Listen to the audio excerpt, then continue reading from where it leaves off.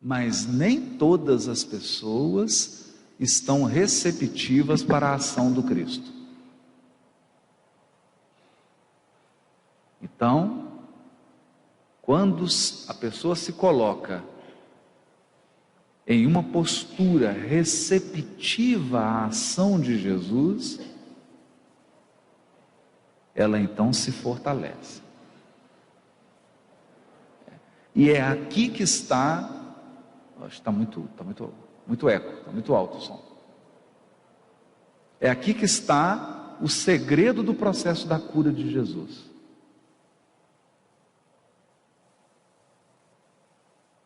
Vamos explicar um pouquinho melhor. Toda doença orgânica ou psíquica, ela é efeito, ela não é causa. O corpo funciona como uma espécie de esponja que suga aquilo que vai dentro da alma. Isso é importante. Porque nós costumamos imaginar o nosso corpo físico como algo que está lá fora. Uma coisa externa, em que eu vou e entro dentro dele. Então, é como se o espírito entrasse dentro do corpo. Mas não é assim. O corpo, ele floresce do nosso perispírito. Encarnar é fazer com que células orgânicas se agreguem ao perispírito. Portanto, o corpo é uma expressão do espírito. O corpo é um retrato do nosso espírito. Mas ele não retrata apenas aquilo que a gente gosta. Ele não retrata apenas aquilo que é visível. O corpo retrata a nossa parte oculta.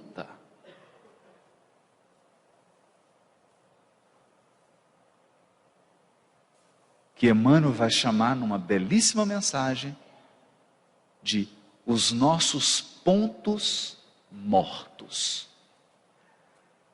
Pontos mortos. São aquelas situações ou aquelas posturas emocionais, psicológicas e psíquicas que morreram dentro de nós e que estão aí dentro, causando algum prejuízo. Uma mágoa, um rancor,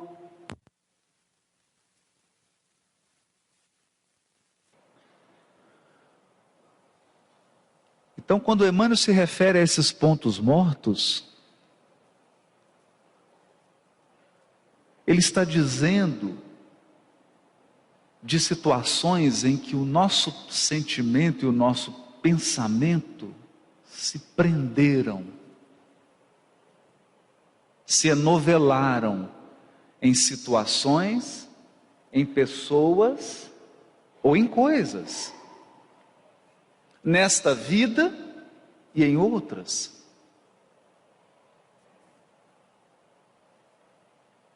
E essas situações vividas geram em nós posturas diante da vida.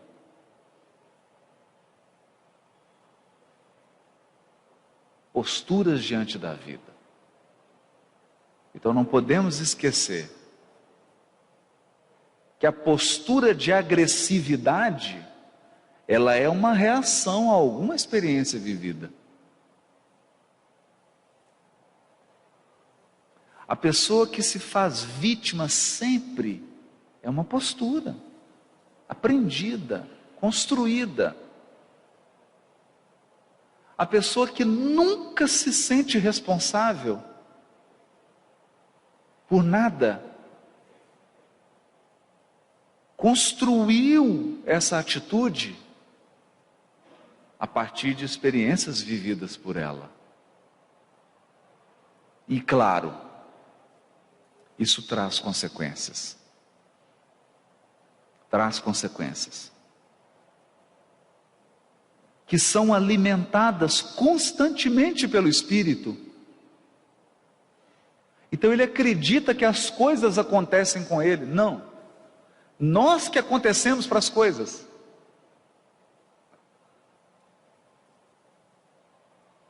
Você atrai pessoas, circunstâncias, situações que estão em sintonia com o seu mundo interior. Por outro lado, nos diz também Emmanuel, todo o mal que geramos no outro gravita em torno de nós.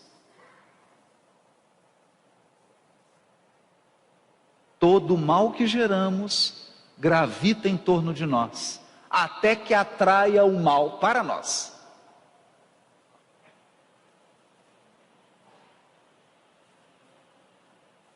Em outras palavras, a cada um segundo as suas obras. Cada qual vive no campo da sua sementeira. Cada qual enfrenta situações que construiu ao longo dos milênios. Jesus sabe disso. Ele sabe disso. E o que significa isso? Para quem experimenta. Como aquele cachorro deitado em cima do prego. Significa que nem sempre a pessoa consegue sair por conta própria. Nem sempre. É por isso que nós precisamos, às vezes, acrescentar à nossa compreensão de evolução uma ideia muito importante. Nós evoluímos, sim. Somos nós os responsáveis pela condução do nosso destino, pelas nossas escolhas. Mas se não houvesse a misericórdia divina a nosso favor, talvez a gente não subisse um degrau. Porque é a misericórdia que vem e nos tira de um círculo vicioso, do qual nós não seríamos capazes de sair se não fosse a misericórdia divina. Então é disso que falam as curas. As curas não falam de dor apenas. As curas não falam apenas de restauração biológica. As curas não falam apenas de tirar alguém de um sofrimento.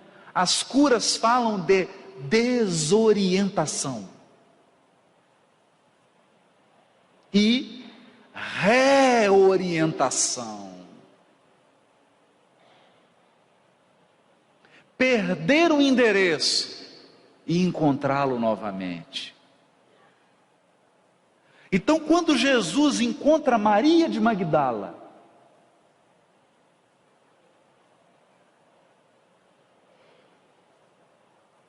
enovelada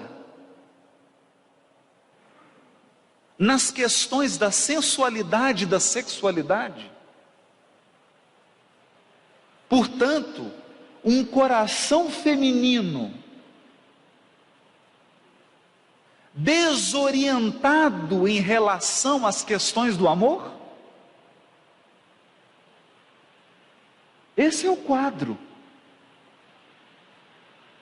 Um coração feminino que perdeu o roteiro do amor e se perdeu nas estradas da sensualidade, da sexualidade.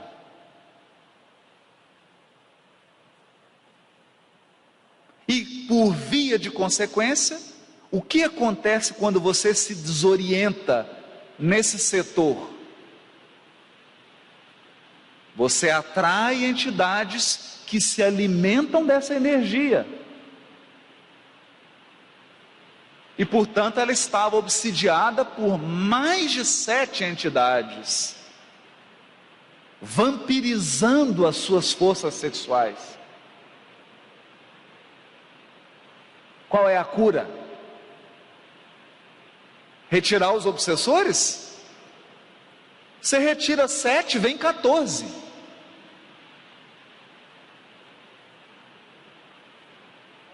Condenar? Estabelecer regras?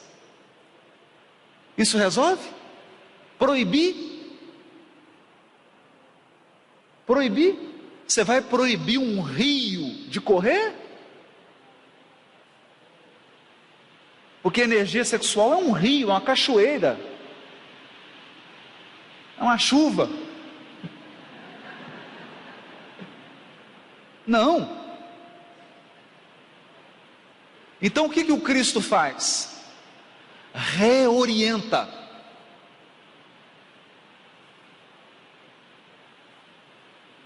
E como ele reorienta? Ele diz para ela: o que você sente é amor. Você tem fome de amor. Mas Maria, mais do que fome de amor, você tem fome de amar.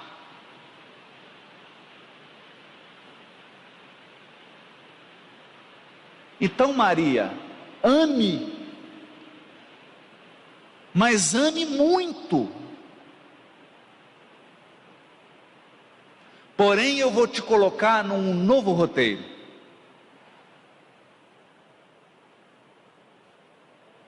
Porque o prazer de 5 segundos não te satisfaz mais.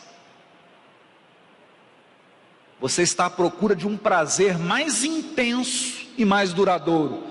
Ame, Maria, os deserdados do mundo. Recebe eles como se fossem seus filhos. Ama, ama muito. Redirecionou. Reorientou, reposicionou, voltou para a rota.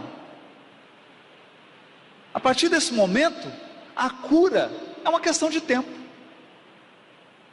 é uma consequência natural. A cura vem naturalmente, e ela aconteceu. Maria de Magdala não só se curou, ela se redimiu, que é um pouco mais. Ela não somente se curou, ela deu um salto na sua evolução espiritual.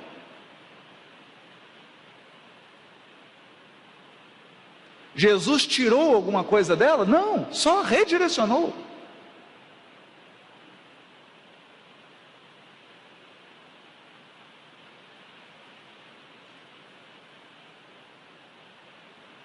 Então, quando você toma um Simão Pedro, um apóstolo mais velho, preconceituoso, ranzinza, personalidade forte,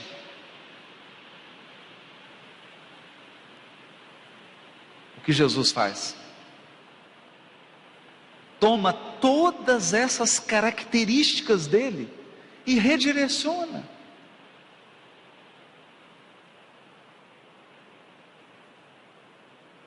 Aumenta algumas, diminui outras a intensidade e dá uma nova direção.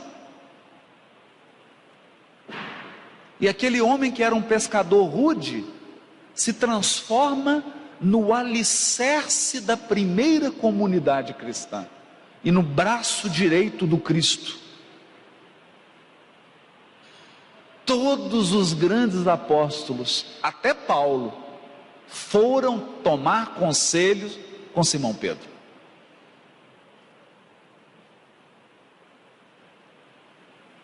Essa é a cura. Se a cura então é reorientação, onde Jesus entra nessa história?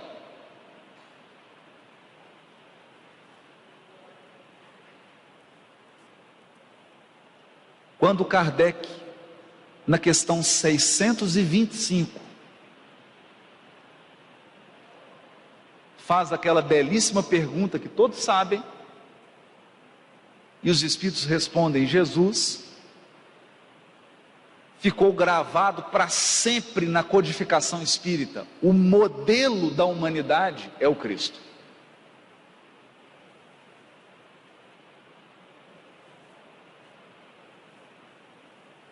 Portanto,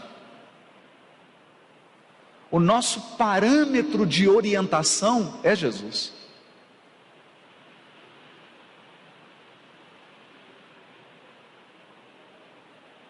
É a postura dele que nos orienta,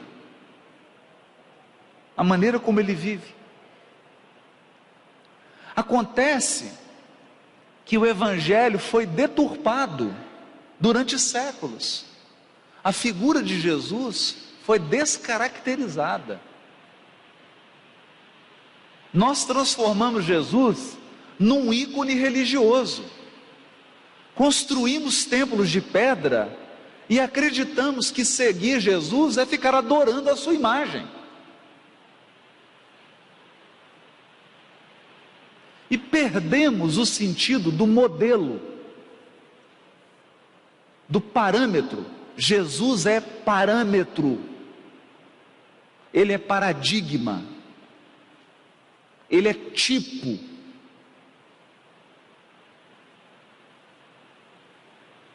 É olhando para ele que nós reorientamos o nosso mundo íntimo a partir de um roteiro. Mas não nos enganemos. Quando Francisco de Assis estava prestes a voltar para o mundo espiritual, ele chama os seus amigos, os frades que compunham com ele a ordem franciscana, e diz para eles assim: preguem o Evangelho, saiam e preguem o Evangelho, e se for necessário, usem palavras.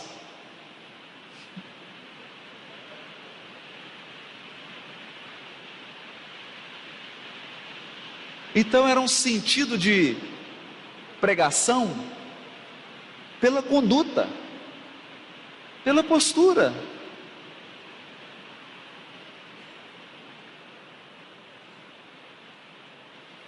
Se o Cristo é o modelo, se ele reorienta,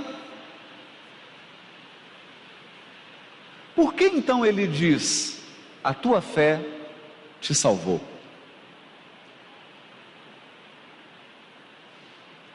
Porque não é simplesmente pelo fato de você ter adotado Jesus como modelo que você se cura.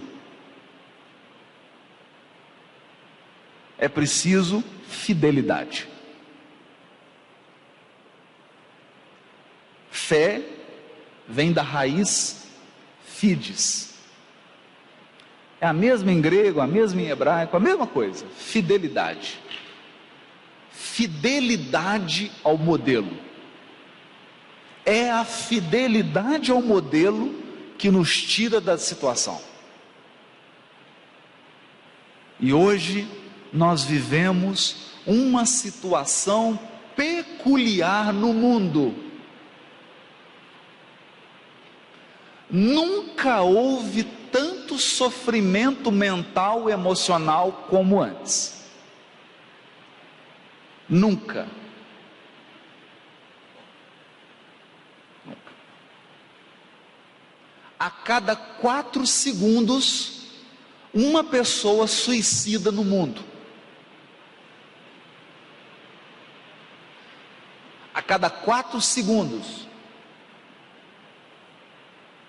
Alguns países, como o Japão, mas também outros, estão ficando impressionados com o suicídio de crianças de 7, 6, 8 anos de idade.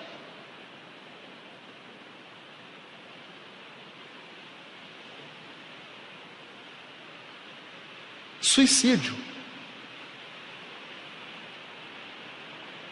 Para alguém se entregar ao suicídio, ele está no auge de um sofrimento interior, de uma dor profunda.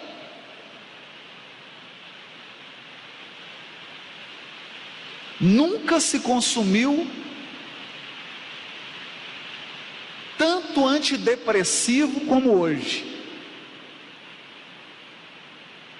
Basta você pensar em algo.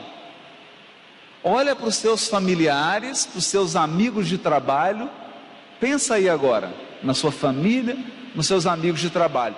Eu tenho certeza que você conhece mais de 5 pessoas que tomam antidepressivo.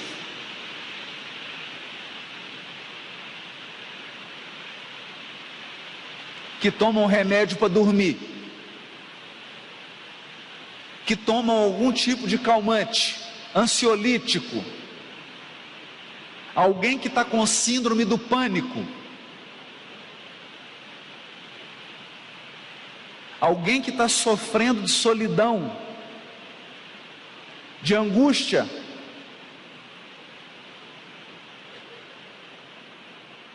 Sofrimento. Essa é a marca da transição planetária.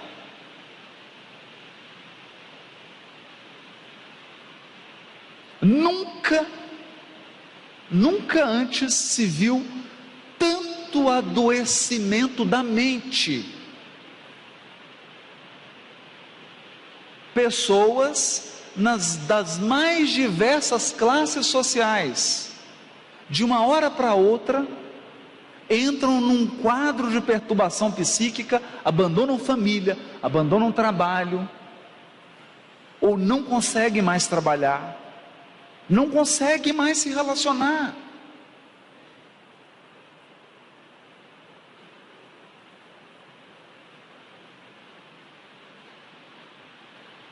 E quando nós nos aproximamos desses corações,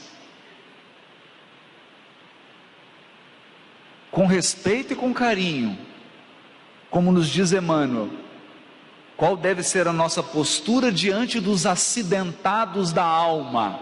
Qual deve ser? Prudência e piedade, para não alargar a ferida. Quando nós nos aproximamos desses corações, constatamos 2 fatos. Ou essas pessoas não têm nenhuma base de espiritualidade, ou elas têm uma espiritualidade superficial. Superficial. Espiritualidade superficial são modismos, ações exteriores, quase sempre ritualísticas, que dão a ilusão de que você é uma pessoa espiritualizada.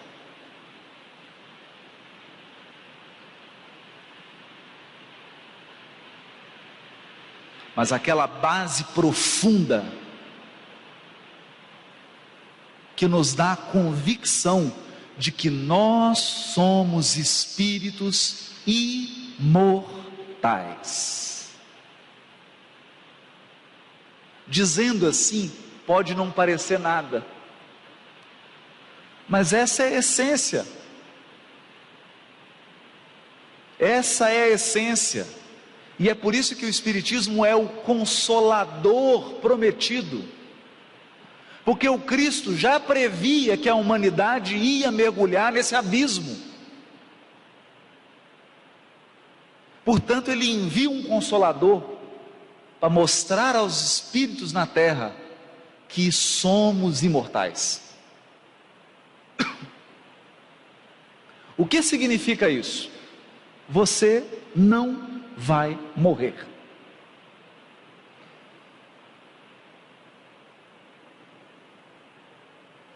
Você não vai morrer.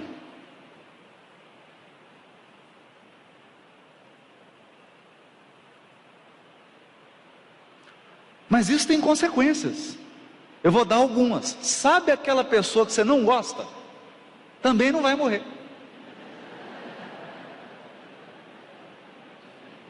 Também não. E sabe qual que é a chance que você tem de estar perto dela pelos próximos milênios? Grande. Grande. Porque nós atraímos tudo aquilo que reprovamos. Uma frase do Bert Hellinger. Nós atraímos tudo aquilo que reprovamos. Você só se liberta daquilo que você ama.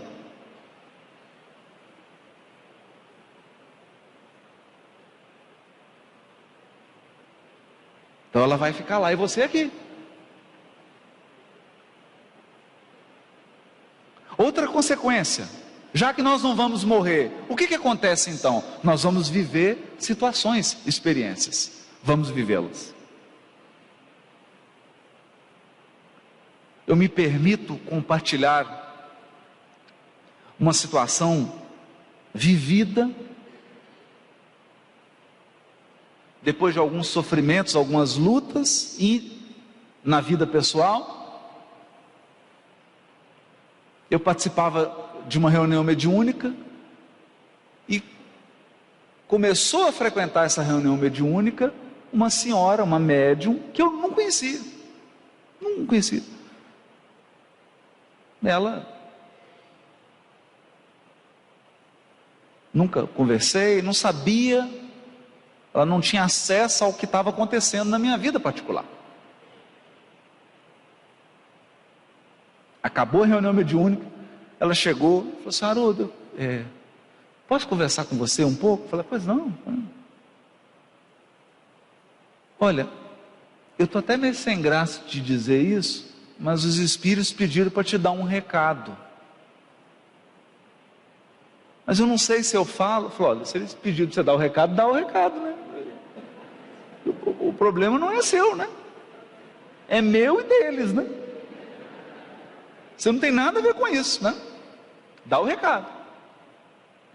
Mas pediram para te dizer o seguinte: pediram para te dizer que todo sofrimento tem data certa para acabar. Para você não se esquecer disso. Todo sofrimento tem data certa para acabar.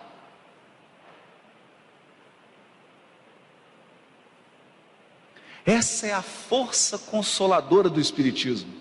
Você não morre, mas todo sofrimento tem data certa para acabar.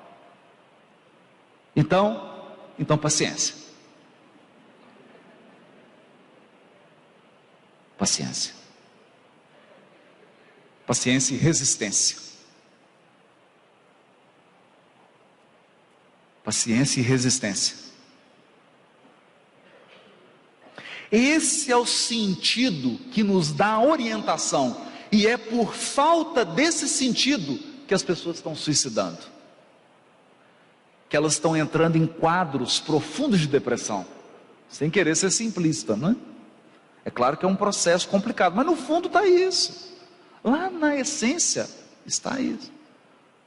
Em alguns casos precisa sim do acompanhamento médico, precisa até de um remédio, precisa, com certeza. Mas no fundo do problema está isso.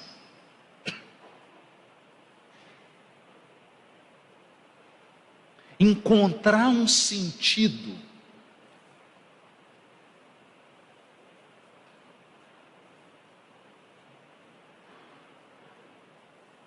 Encontrar um sentido num mundo que tira o sentido de nós.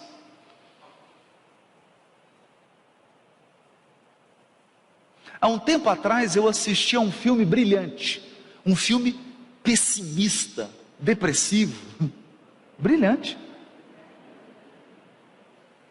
Porque tem que entender a lógica das coisas.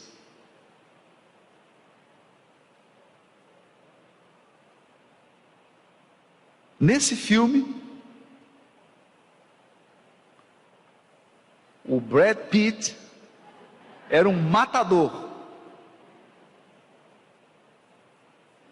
Ele matava as pessoas.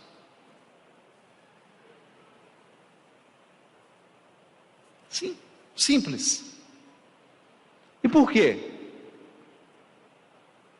Ele era um homem que perdeu o sentido da existência. E ele expressa essa postura diante da vida através de uma historinha que ele conta. Diz ele assim: numa manhã em Chicago, às 7 da manhã, um homem entrou no metrô, sentou-se e morreu. Morreu sentado. O metrô foi, voltou. Foi, voltou. As pessoas entraram, sentaram ao lado dele, levantaram, ninguém percebeu que ele estava morto. Quando o metrô encerrou, parou para trocar, perceberam que tinha um homem morto lá dentro. Porque haviam dado o comando para ele sair do trem, como ele não saía, já teve um problema, né? Estava morto.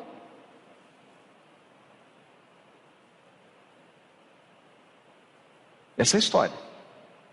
Então o personagem do filme conclui: está vendo? Nesse universo imenso, nós não somos nada.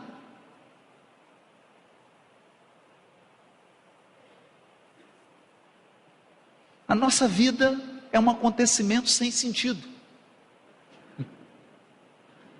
Olha a lógica.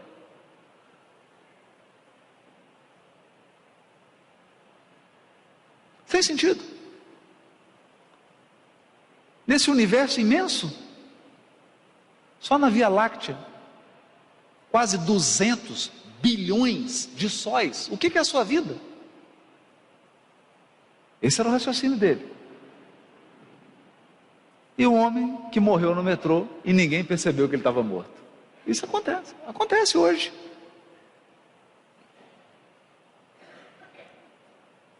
De tão autocentrada que as pessoas estão, nós vivemos vidas tão egoístas que não percebe. Já está morta do lado, não percebe. Isso é fato. Querem ver que é um fato? Quando o Raul Teixeira teve um problema no avião, ele teve um acidente vascular. Ninguém percebeu, nem a aeromoça. Ele viajou daqui para os Estados Unidos. Só perceberam quando todo mundo desceu do avião e ele não levantava.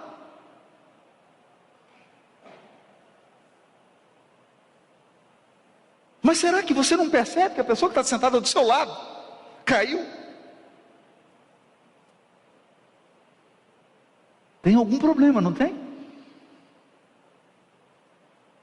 Tem algum problema. E ele então justificava isso, usava essa história para justificar a sua ideia de que a vida não tem sentido, ela não vale nada. Então ele matava, estava fazendo um bem para a pessoa. Aí ia morrer mesmo.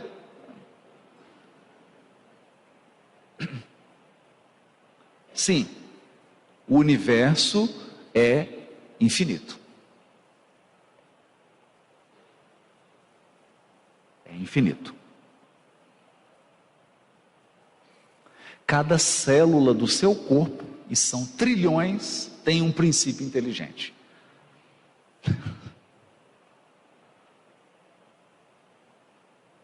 Então, ok, você não é o Brad Pitt do universo, nem a Angelina Jolie. Mas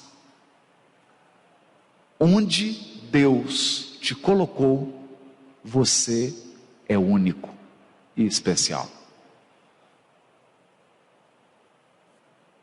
Onde Deus te colocou, você é único e especial.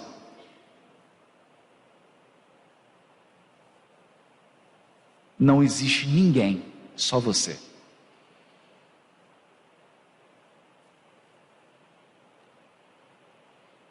Querem ver? Eu sei que tem 200 bilhões de sóis na Via Láctea. Mas a minha mãe é minha mãe, ponto final. É minha mãe. Eu não quero saber quantas mães tem no universo.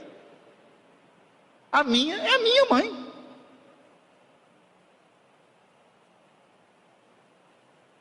E ela é muito importante para mim. Para mim, ela é única. Ela é especial. Então Deus é tão grandioso que você é único e especial onde Ele te colocou.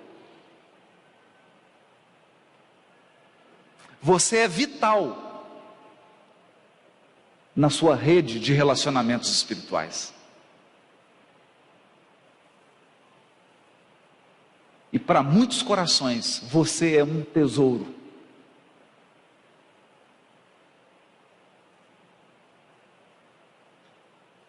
Esse é o ponto. Esse é o ponto. E é importante resgatarmos esse sentido. Porque há pouco tempo eu tive notícia, não longe de mim, de uma mãe que suicidou, deixando 2 criancinhas.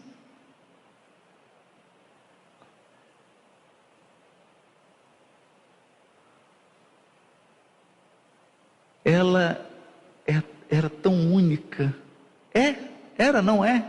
Tão única, tão especial, ao menos para essas 2 crianças, para o marido, para a mãe, para o pai dela, para as pessoas queridas. Única, especial.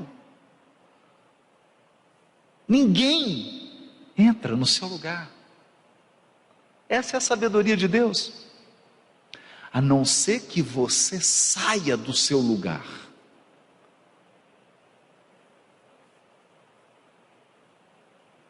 E quando você sai do seu lugar, você se desorienta.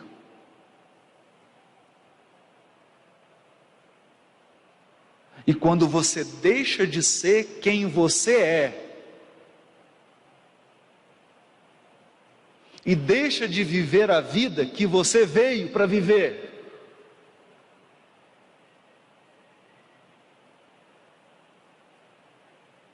você perde a rota, perde o alvo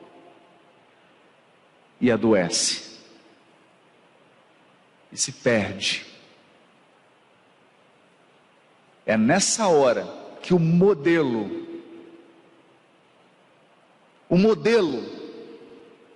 da humanidade te reorienta e a tua fidelidade a Ele te salva.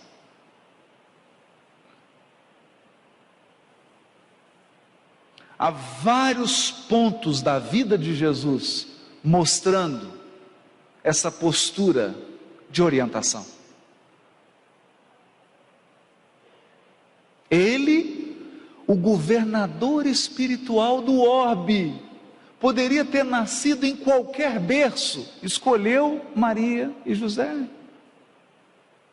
Um carpinteiro simples. Onde? O que tinha para nascer? O que José tinha para oferecer de material? Uma manjedoura. Ele veio na manjedoura.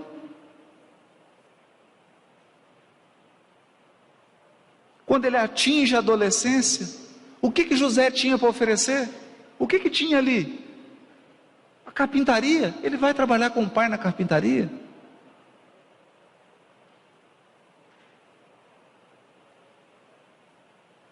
Quando ele começa seu ministério, tem Tem o quê? Anjo para ser apóstolo? Não. Anjo, Jesus tem na governadoria espiritual do orbe. Lá só tem espírito puro. Na Galileia, ele tinha pessoas como nós. E é elas que ele vai reunir e transformar num grupo que mudou a história.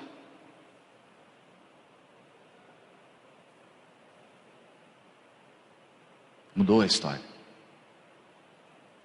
E no final do Evangelho, o que tem?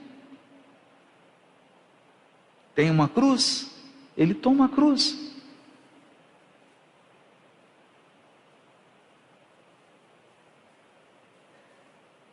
Transforma a cruz na alegria do domingo de manhã, quando aparece para Maria de Magdala. O Evangelho começa numa belíssima noite, uma estrela na manjedoura, uma festa íntima, e termina numa belíssima manhã da imortalidade da alma. Embora no meio do caminho tinha uma pedra, ou várias.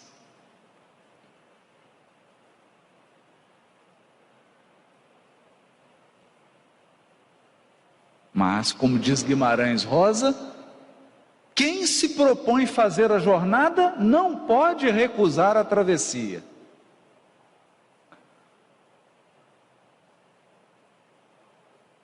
É uma travessia. É esse o sentido profundo da cura operada por Jesus.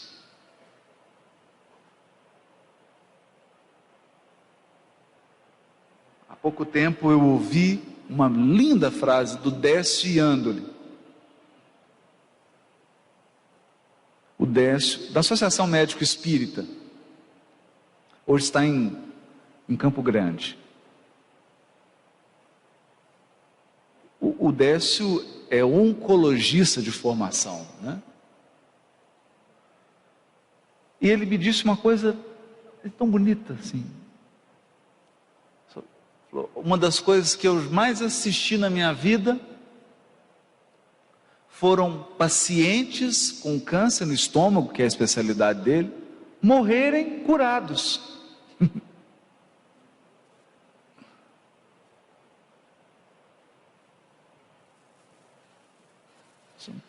O paciente foi a óbito, desencarnou. Eu tinha certeza que ele estava curado.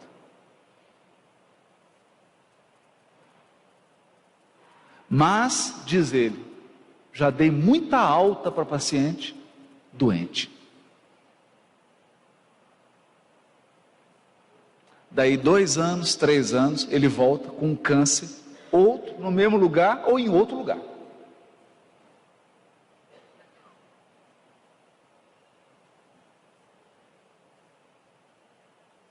Os desafios para a gente pensar, é claro, é dever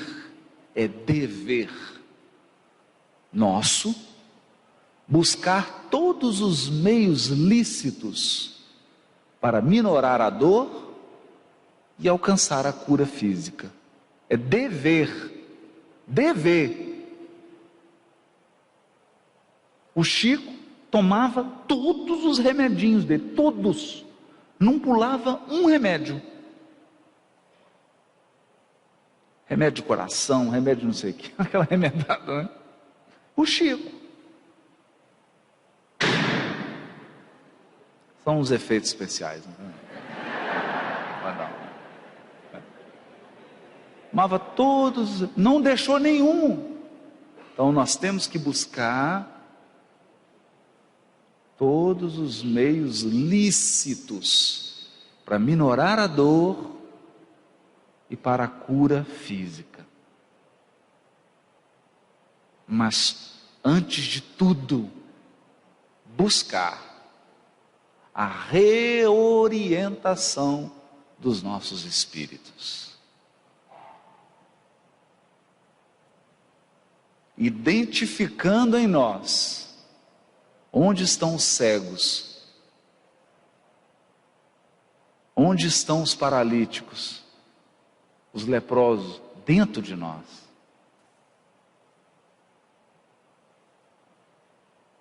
E somente assim, renovando o nosso modo de pensar. Isso é importante. Quando nós abrimos uma página da literatura espírita séria, a Codificação, a obra do Chico, do Divaldo, da Ivone e outras obras seguras, nós estamos efetuando uma renovação no nosso modo de encarar a vida, uma renovação do nosso pensamento, que vai gerar uma transformação na nossa conduta, na nossa maneira de viver. Nesse momento, opera-se a cura. Opera-se nos moldes de uma passagem que eu adoro. Está no capítulo 8 do Evangelho de Marcos. A cura do cego de Betsaida. Essa cura é incrível, porque Jesus entra numa aldeia, uma cidadezinha pequena, com umas 50, 70 casinhas, tira o cego da aldeia, cura o cego, e depois diz para ele, volta para casa, mas não entra na aldeia. Imagina, Jesus vem aqui, tira você da sua casa, em Araraquara, te cura, e fala assim, agora você volta para casa, mas não entra em Araraquara. Como é que vai fazer isso? A que aldeia Jesus se referia? A que aldeia? A aldeia mental, espiritual,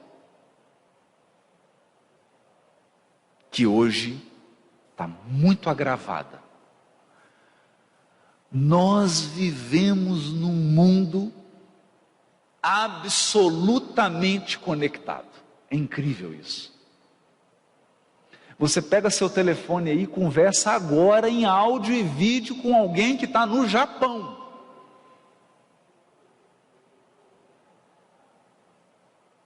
O mundo ficou desse tamanhozinho, mas as mentes também.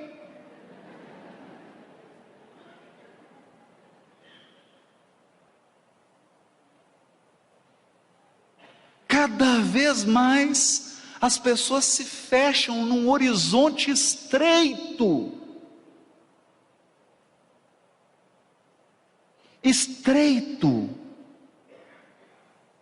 E não conseguem enxergar além. Não conseguir enxergar além significa, são cegas. Cegueira.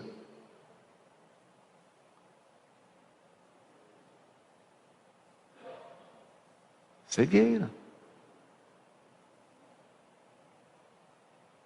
E é curiosa a cura do cego de Betsaida, porque depois que Jesus faz a cura, em 2 tempos, tem uma primeira fase, depois uma segunda fase, ele volta a ver, mas o texto diz assim, ele via ao longe, ou seja, ampliou a visão. Ampliou.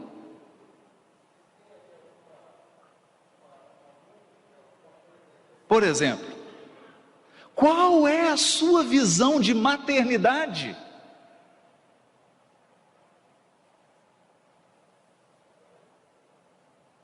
Talvez você esteja tendo problemas com seus filhos hoje, porque você está repetindo a visão de maternidade da sua mãe, da sua avó, da sua tataravó.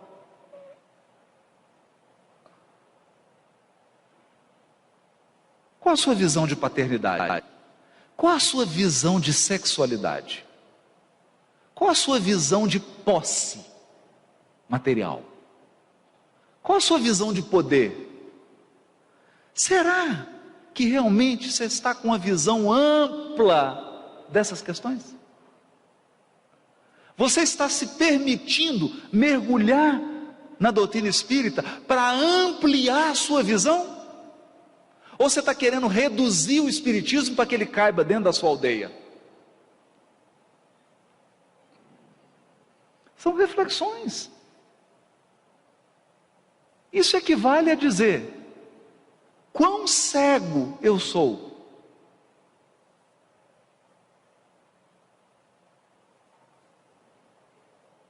Depois que Jesus cura o cego de Betsaida, ele via ao longe, ver as coisas com amplitude.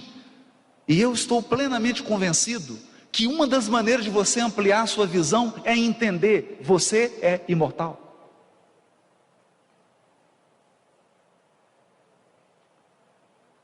Viver um problema com alguém não é a primeira vez.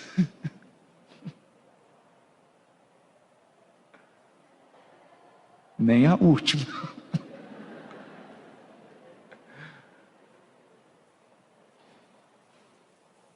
Ampliar a visão.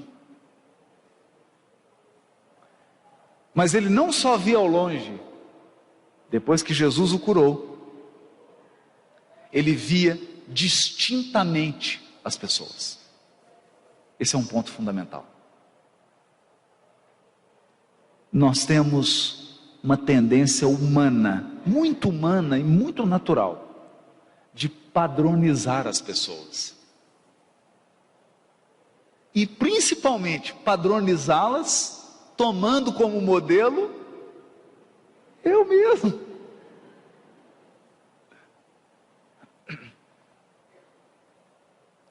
Eu mesmo. Vocês querem ver uma coisa? É difícil para um mineiro como eu entender uma pessoa não gostar de café, não gostar de um queijo.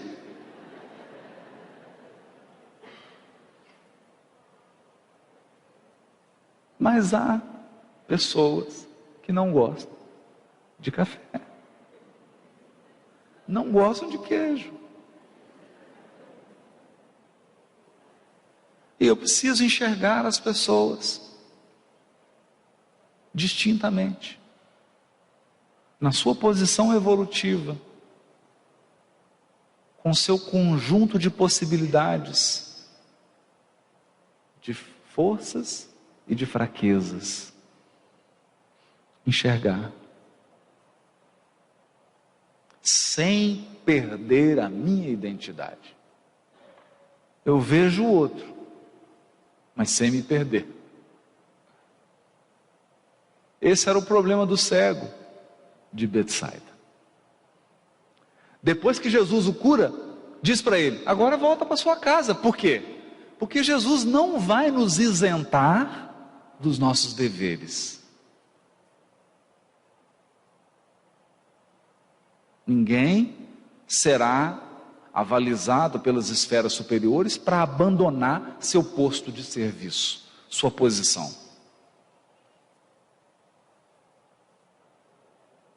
Ou como diz a Meimei, saiba que Deus a ninguém te ligaste de improviso. Então, nós nascemos na família certa.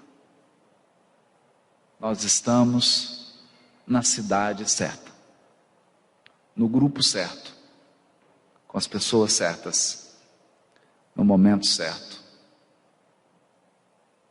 Ainda que tudo pareça um erro.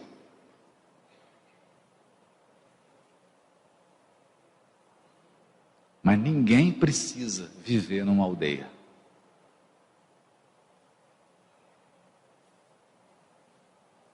O cego volta para casa, mas não entrou na aldeia. Portanto, ele não era mais nem cego, nem de Betsaida.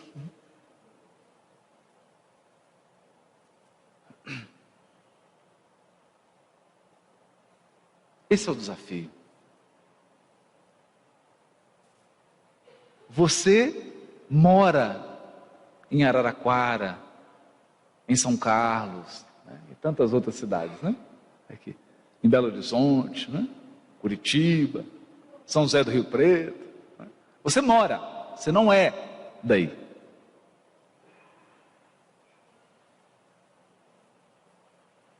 Você não é. Você é do mundo espiritual. E todo mundo aqui vai voltar para lá. Mas fique tranquilo, eu não sei a hora. Fique tranquilo. Lá, sua casa é lá. Então, estar no lugar, mas ser alguém universal. Quando essa luz consoladora entra no nosso íntimo, o Cristo assume um outro aspecto. Ele deixa de ser uma imagem, um ídolo religioso, e ele passa a ser um guia numa jornada, às vezes árdua, às vezes dolorosa, às vezes desafiadora, algumas vezes bastante agradável, muito feliz, mas numa jornada em que você se transforma a cada passo que dá. A cada passo que dá. Mas para isso é preciso fidelidade ao guia, ao processo que ocorre em nós. Aí sim, nós veremos a cura. Muito obrigado pela atenção de todos.